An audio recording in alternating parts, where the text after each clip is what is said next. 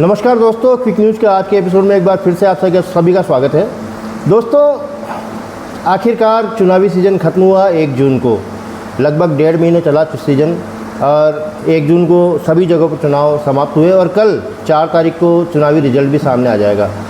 दोस्तों, ये जो एग्जिट पोल जैसी किसी भी संस्था में हमारा विश्वास नहीं है, क्विक न्यूज़ विश्वास नहीं करता है दोस्तों, लेकिन फिर भी जो मेन स्ट्रीम मीडिया है जो एग्जिट पोल के नाम पे हमें क्या परोस रही है उसके बारे में सोचते हुए हमने ये कार्यक्रम करने का निश्चय किया।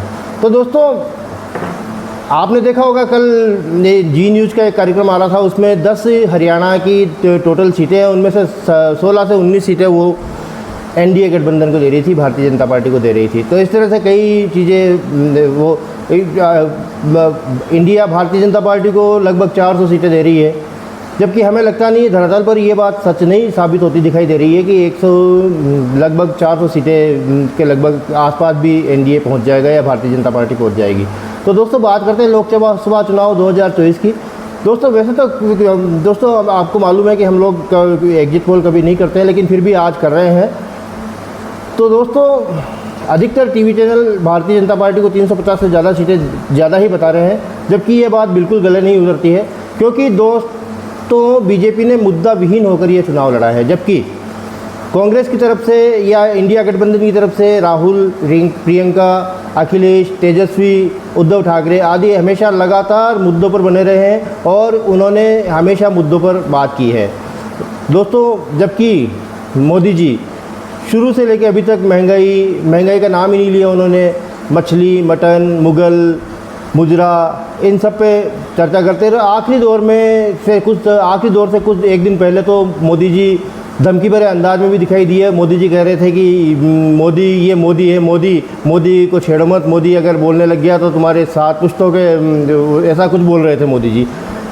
एनीवे दोस्तों, हमेशा जो मुद्दे पे ठहरे तो, और इस जो राहुल, अखिलेश और प्रियंका जो टीम है, ये लोग जो मुद्दे पे रहे उसकी बौखलाहट Bharatiya Janata party top to bottom हमेशा दिखाई दी है दोस्तों। मोदी जी के भाषणों में तो दिखाई दी है, साथ ही जो छोटे कार्यकर्ता, जो ज़मीनी स्तर के कार्यकर्ता हैं, उन पे भी ये बौखलाहट हमेशा दिखाई दी है। तो दोस्तों, हमें लगता नहीं है कि भारतीय जनता पार्टी 400 का आंकड़ा छू लेगी। 400 का आंकड़ा छूना छोड़ के हमें लगता नहीं बहुमत का आंकड़ा भी छू लेगी भारतीय जनता पार्टी। दोस्तों, इसका कुछ कारण है। हमारे जो विश्लेषण, हमारी जो ये आज रायशुमारी है, हमारी जो आज एग्जिट पोल टाइप का जो कार्यक्रम है, उसमें इसका जो विश्लेषण, ये जो हमारा है, इसका आधार हमने विशेषज्ञों की राय के आधार पर और हमारे जानकार जो अलग अलग राज्यों में जो रहते हैं उनकी रायशुमारी के आधार पर ये कार्यक्रम हमने तैयार किया है दोस्तों। इसी तरह से हमारे 3-4 विश्लेषक और हम सभी बैठ के हमने एक विश्लेषण तैयार किया गया और इस विश्लेषण पर मुझे तो काफ़ी हद तक विश्वास है दोस्तों। ये विश्लेषण पहले ये कहता है कि कुछ राज्य है जो बीजेपी के परमानेंट राज्य माने जाते हैं, जैसे बीजेपी के गढ़ माने जाते हैं, मतलब दिल्ली, हरियाणा, हिमाचल प्रदेश, उत्तराखंड, गुजरात, राजस्थान, मध्य प्रदेश और छत्तीसगढ़। ये सारे राज्य हमेशा बीजेपी को सीटें देते आए हैं और लगता है कि आगे भी देंगे, लेकिन इनकी पिछले चुनावों में कुल 117 सीट होती है और इनके पिछले चुनावों में 114 सीट थी। इस चुनाव में बीजेपी इस 114 के आसपास भी दिखाई नहीं दे रही है। आपको मालूम है, हमारे खुद के राज्य राजस्थान में भी ये 7 से 10 सीटें इनके हाथ से निकलती दिखाई दे रही है। आप सभी देख रहे हैं इस बात को कि 7 से 10 सीटें इनके हाथ से आराम से निकल रही है। वो एक अलग बात है कि भक्त लोग एक भी सीट नहीं दे रहे हैं, भक्त लोग कह रहे हैं कि 25 की 25 सीटें देंगे, लेकिन धरातल पर हकीकत यह है कि 7 से 10 सीटें इनके हाथ से निकलती दिखाई दे रही है। 7 सीटें तो निश्चित रूप से जानी है। दूसरी और भी कई राज्य है जहाँ पर, जैसे मान लो कि मध्य प्रदेश है, मध्य प्रदेश में भी सारी की सारी सीटें इनके पास आना असंभव सा दिखाई दे रहा है। छत्तीसगढ़ में भी, हरियाणा जो किसान आंदोलन के कारण काफ़ी सीटें इनके हाथ से निकल रही है। दिल्ली अरविंद केजरीवाल की गिरफ्तारी के कारण इनके पास सहानुभूति लहर भी है इंडिया गठबंधन के पास। तो दोस्तों, ये लगता है कि इनके पास 114 सीटें जो थी वो 114 सीटें अब लगभग कम से कम 27 सीटें इनके हाथ से निकलती दिखाई दे रही है भारतीय जनता पार्टी और एनडीए गठबंधन के हाथ से। तो 27 सीटें मतलब 114 माइनस 87 सीटें, इनके पास 87 सीटें लगभग बची है। अब दूसरी बात करते हैं कश्मीर की 6 सीट, उत्तर पूर्व की 11 सीट पंजाब की 13 सीट, उड़ीसा की 21 और गोवा और केंद्र शासित प्रदेशों की 7 सीटें, यानी कुल 58 सीटें। इनमें से बीजेपी को अधिकतम 25 सीटें मिल रही है। मान लिया 30 सीटें भी मिल रही है तो भी हमने अधिकतम बताया है बीजेपी को, जो कम से कम नुकसान हो रहा है उस पर हम बात कर रहे हैं। अब देखते हैं दोस्तों दक्षिण भारत की। दक्षिण भारत में राजनीतिक पंडित कह रहे हैं कि दक्षिण भारत में भारतीय जनता पार्टी या इंडिया गठबंधन को एक भी सीट नहीं मिल रही है, लेकिन हम फिर भी इनको अधिकतम 15 सीटें या 20 सीटें भारतीय जनता पार्टी को मान लेते हैं। अब बचे वो राज्य जो स्विंग स्टेट माने जाते हैं, मतलब लहर के साथ जिनका वोट परसेंटेज हिल जाता है, लहर के साथ वो वोट दे देते हैं। तो उनमें से ये राज्य हैं, मान लो उत्तर प्रदेश, पश्चिम बंगाल, झारखंड, बिहार, महाराष्ट्र और असम। तो यहाँ पर इस तरह कुछ भी नहीं है, यहाँ पर हवा के साथ, लहर के साथ वोटिंग होती है। अब उत्तर प्रदेश और महाराष्ट्र की स्थिति तो हमसे किसी से छुपी हुई नहीं है। उत्तर प्रदेश में राहुल गांधी और अखिलेश यादव ने बहुत धुआंधार प्रचार किया है और उनको समर्थन भी काफ़ी मिला है, जो कि आप बैकग्राउंड में वीडियो में देख रहे हैं। राहुल गांधी को, प्रियंका को, अखिलेश यादव को बहुत अच्छा समर्थन मिला है यहाँ से। तो दोस्तों इन राज्यों में 20% भी स्विंग हो जाता है, 20% सीटें भी स्विंग हो जाती है तो भारतीय जनता पार्टी 237 पर आ जाती है। और जैसा कि हम सुन रहे हैं इन राज्यों में लगभग 40% स्विंग हो रहा है।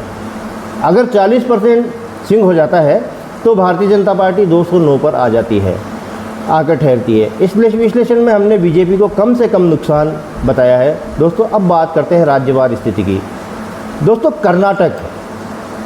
कर्नाटक में प्रज्वल रेवन्ना के कांड और भी काफ़ी कांड हुए। तो कर्नाटक में कुल सीटें 28 और तो उसमें से इंडिया गठबंधन को मिल रही है 15 सीटें और भारतीय जनता पार्टी को 10 सीटें और अन्य जो है क्षेत्रीय दल है उनको 3 सीटें मिल रही है। इस तरह से कर्नाटक में इंडिया गठबंधन काफ़ी आगे है। दोस्तों महाराष्ट्र में शरद पवार और बाल ठाकरे के पुत्र उद्धव ठाकरे के साथ जो इनकी पार्टी को जिस तरह से भारतीय जनता पार्टी ने नोचा है, उसकी सहानुभूति एक बार फिर जनता में इन लोगों के साथ हो गई है, उद्धव ठाकरे और शरद पवार के साथ। तो दोस्तों महाराष्ट्र में इंडिया गठबंधन कुल सीटें हैं वहाँ पर 48 और उनमें से 35 सीटें इंडिया गठबंधन ले रहा है, भाजपा 10 सीटें और अन्य को 3 सीटें जा रही है।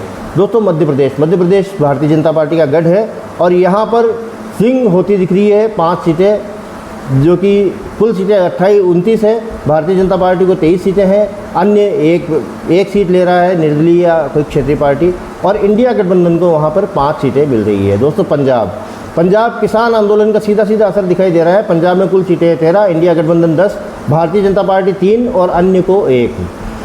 दोस्तों मणिपुर में जो हिंसा हुई है उसके कारण से भारतीय जनता पार्टी वहाँ पर है ही नहीं।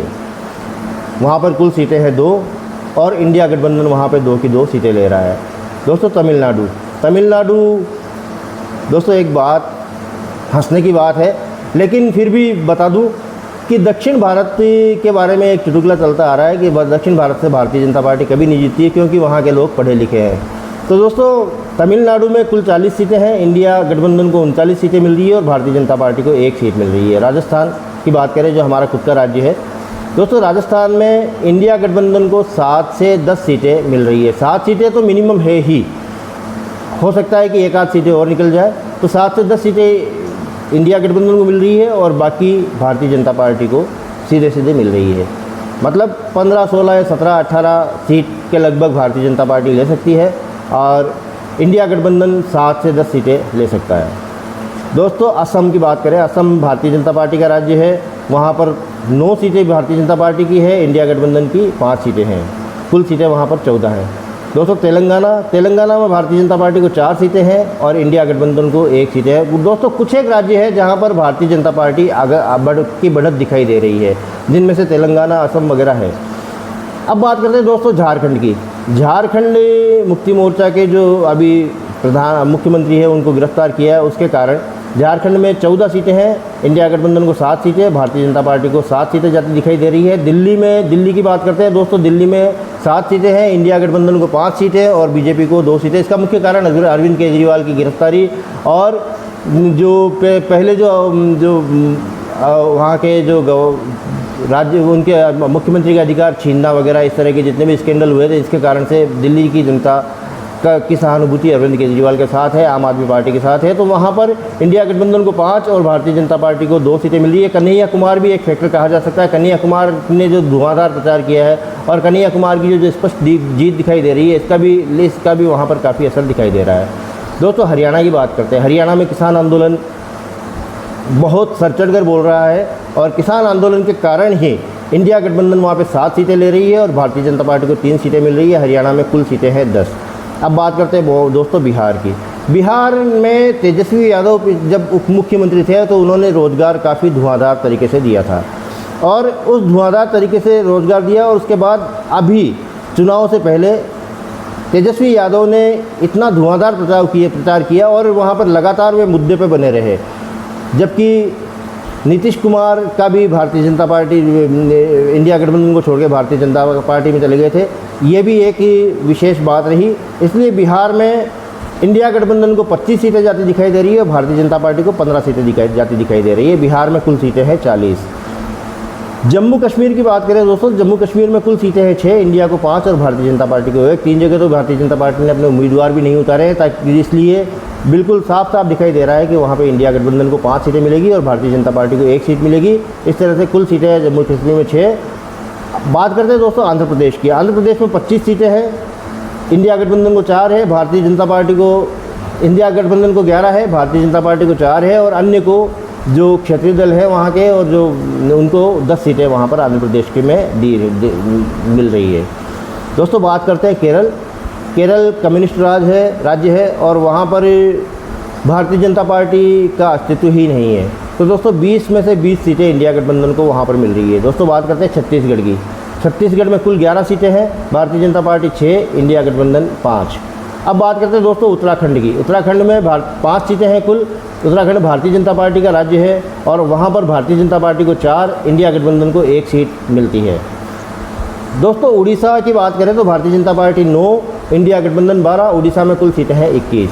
अब बात करते हैं दोस्तों गुजरात। गुजरात प्रधानमंत्री का गृह राज्य है और गुजरात से ही हमेशा भारतीय जनता पार्टी हमेशा आगे रही है। तो कुल वहाँ की सीटें 26 और भारतीय जनता पार्टी को वहाँ मिलती है 22 और इंडिया को मिलती है 4। अब बात करते हैं दोस्तों उत्तर प्रदेश। उत्तर प्रदेश में राहुल, प्रियंका और अखिलेश यादव की जो धुआंधार प्रचार रहा और जो ये लोग मुद्दे पे बने रहे, उसके कारण से उत्तर प्रदेश में कुल 80 सीटें हैं, इंडिया गठबंधन को 36 और भारतीय जनता पार्टी को वहाँ पर 44 सीटें मिल रही है। दोस्तों भारतीय जनता पार्टी हमेशा उत्तर प्रदेश में आगे रही है, लेकिन फिर भी इस बार अखिलेश, राहुल और प्रियंका के धुआंधार प्रचार के कारण ये है यहाँ पर गेन करते दिखाई दे रहे हैं और ये 36 सीटें यहाँ पर आराम से ले जाएंगे। बात करते हैं दोस्तों पश्चिम बंगाल की। पश्चिम बंगाल ममता दीदी का राज्य है। यहाँ पर भारतीय जनता पार्टी कुल सीटें 42, भारतीय जनता पार्टी 10, टीएमसी तृणमूल कांग्रेस 25 और इंडिया गठबंधन को 7 सीटें मिल रही है। टीएमसी ने इंडिया गठबंधन के साथ ही गठबंधन से इनकार कर दिया था, इसलिए उन्होंने अलग चुनाव लड़ा है और यहाँ पर 25 सीटें टीएमसी को जा रही है, 7 सीटें इंडिया गठबंधन को जा रही है और 10 सीटें भारतीय जनता पार्टी को जा रही है। दोस्तों हिमाचल प्रदेश 4 सीटें हैं, भारतीय जनता पार्टी का राज्य है, 3 सीटें बीजेपी को है और 1 सीट इंडिया गठबंधन को है। दोस्तों बात करते हैं अरुणाचल प्रदेश। अरुणाचल प्रदेश में 2 ही सीटें हैं, 1 इंडिया की और 1 भारतीय जनता पार्टी की। यही स्थिति गोवा में है, 2 सीटें हैं, 1 इंडिया की, 1 भारतीय जनता पार्टी की। अब दोस्तों बात करते हैं छोटे राज्यों की, जिनमें मणिपुर, नागालैंड, सिक्किम, मिजोरम, मेघालय। सीधा असर मणिपुर जो हिंसा हुई है 1 साल तक चली है और वहाँ पे कई लोगों को मार गए कई। अब एक वीडियो भी वायरल हुआ जिसमें है कि युवती को नग्न अवस्था में दिखाया गया था घुमाते हुए, वो काफ़ी वायरल हुआ था और काफ़ी दयनीय विभत्स स्थिति थी मणिपुर की। उनका सीधा असर वहाँ पे दिखाई दे रहा है। 7 सीटें हैं कुल, 7 में से 7 इंडिया गठबंधन को मिलती दिखाई दे रही है। इसी तरह दादरा नगर हवेली, दमन दीव, लक्षद्वीप, पांडिचेरी जो केंद्र शासित प्रदेश हैं, उनमें 4 सीटें हैं और इंडिया गठबंधन को 4 सीटें वहाँ पर सीधी जाती दिखाई दे रही है। तो दोस्तों ये तो हुआ आज जो एग्जिट पोल की बात। वैसे फिर भी दोस्तों बता दें कि एग्जिट पोल जो भी दिखा रहे हैं main stream media, TV channel वगैरह दिखा रहे हैं, ये सीधे अब दोस्तों इनको गोदी मीडिया नहीं कहे तो क्या कहें दोस्तों, ये सीधी बात भारतीय जनता पार्टी के पक्ष में हर बार दिखा रहे हैं। 400 सीटों के लगभग दिलवा रहे हैं, जबकि ये असंभव सा आंकड़ा दिखाई दे रहा है। तो दोस्तों धन्यवाद। आशा है आप लोग हमारे इस कार्यक्रम को देखेंगे लाइक करेंगे, सब्सक्राइब करेंगे, क्योंकि इसमें हमने काफ़ी मेहनत लगाई है। लगभग 10 दिन हमें इस पूरे आंकड़े को इकट्ठा करने में लग चुके हैं। तो दोस्तों सब्सक्राइब करें ताकि इस तरह की निष्पक्ष पत्रकारिता को बढ़ावा मिल सके। धन्यवाद।